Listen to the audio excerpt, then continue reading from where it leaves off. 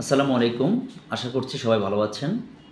১৮তম বেসরকারি শিক্ষক নিবন্ধন পরীক্ষা যারা চূড়ান্তভাবে উত্তীর্ণ হয়েছেন সবাইকে শুভেচ্ছা এবং তাদের জন্য শুভকামনা রইল। তো আপনাদের ২২ তারিখ থেকে ১০ তারিখ পর্যন্ত অর্থাৎ ২২শে জুন থেকে ১০ জুলাই পর্যন্ত আবেদনের ডেট দেওয়া হয়েছে, তারিখ দেওয়া হয়েছে। যদি আপনারা আপনাদের এই আবেদনের ক্ষেত্রে কিছু বিষয় ফলো করতে পারেন তাহলে ইনশাআল্লাহ একটা ভালো অবস্থায় যেতে পারবেন। তো সবচেয়ে গুরুত্বপূর্ণ যে বিষয়টা সেটা হচ্ছে প্রতিষ্ঠান চয়েস। অনেকে চাকরি না হওয়ার পিছনে সবচেয়ে বড় কারণ হচ্ছে তারা প্রতিষ্ঠান চয়েসটা ভালোমতো দিতে পারে না। প্রতিষ্ঠান চয়েসের আগে আপনি অবশ্যই যে প্রতিষ্ঠানগুলো আপনি দিতে চান সেই প্রতিষ্ঠান সম্পর্কে আগে ভালোভাবে ধারণা নেবেন।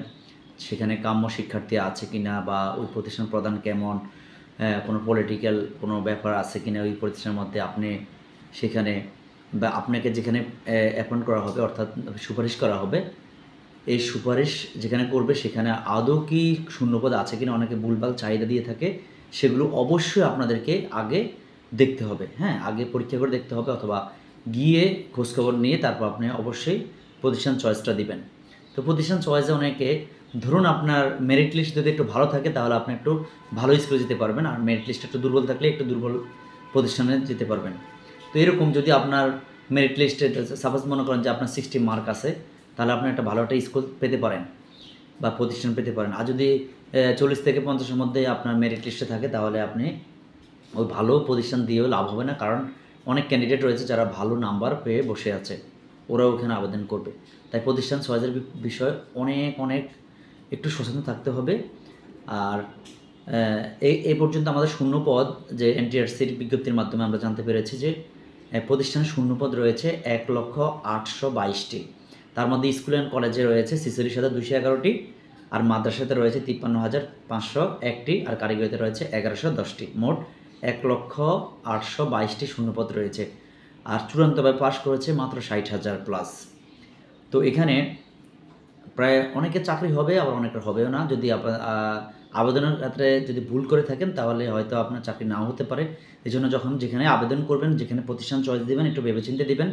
যে প্রতিষ্ঠানে চয়েস দিবেন সেটা সম্পর্কে আগে ভালোভাবে জানবেন, সেখানে কাম্য শিক্ষার্থী আছে কি না, সেখানে প্রতিষ্ঠান প্রদান কেমন বা আপনার জন্য যাতায়াত ব্যবস্থা কেমন, এগুলো দিয়ে দিবেন। আর আবেদনের ক্ষেত্রে অবশ্যই 40টা যেহেতু চয়েস দেওয়া যাবে সর্বোচ্চ, আপনি সর্বোচ্চ 40টা দেওয়ার পরেও যদি মনে করেন যে না আমার যেহেতু মেরিট লিস্টটা দুর্বল তাহলে আমি অন্য প্রতিষ্ঠান এই 40টার বাইরেও আমাকে সুপারিশ করলে আমি ওখানে জয়েন করব, তাহলে আপনি ইয়েস অপশনে ক্লিক করে রাখতে পারেন। কারণ ইয়েস অপশনে করলে আপনার 40টার মধ্যে যদি না পান তাহলে আপনাদের অন্য জায়গায় ওনারা সুপারিশ করবে। এই কারণে ইয়েস অপশনটা অবশ্যই দিয়ে রাখবেন।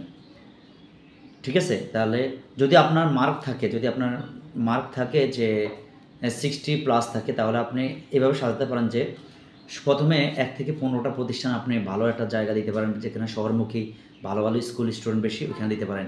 আর ১৬ থেকে ২৫ পর্যন্ত আপনি মিডিয়াম লেভেলের প্রতিষ্ঠানগুলো দিতে পারেন। আর লাস্টে ১৫টা রাখতে পারেন আপনি বিভিন্ন গ্রামভিত্তিক প্রতিষ্ঠান আর মাদ্রাসা, এগুলো রাখতে পারেন। কারণ হয়তো আপনি যেখানে আবেদন করবেন ভালো স্কুলে আপনার থেকে ভালো মার্ক পাওয়ার লোক কিন্তু ওখানে আছে। এজন্য অবশ্যই আপনাকে কী করতে হবে, সব মিলে এই 40টা এমনভাবে আপনাকে আগে সাজাতে হবে যাতে করে অবশ্যই 40টার মধ্যে আপনার একটা প্রতিষ্ঠান থাকে। আজ এই পর্যন্তই। সব ভালো থাকবেন। আল্লাহ হাফেজ।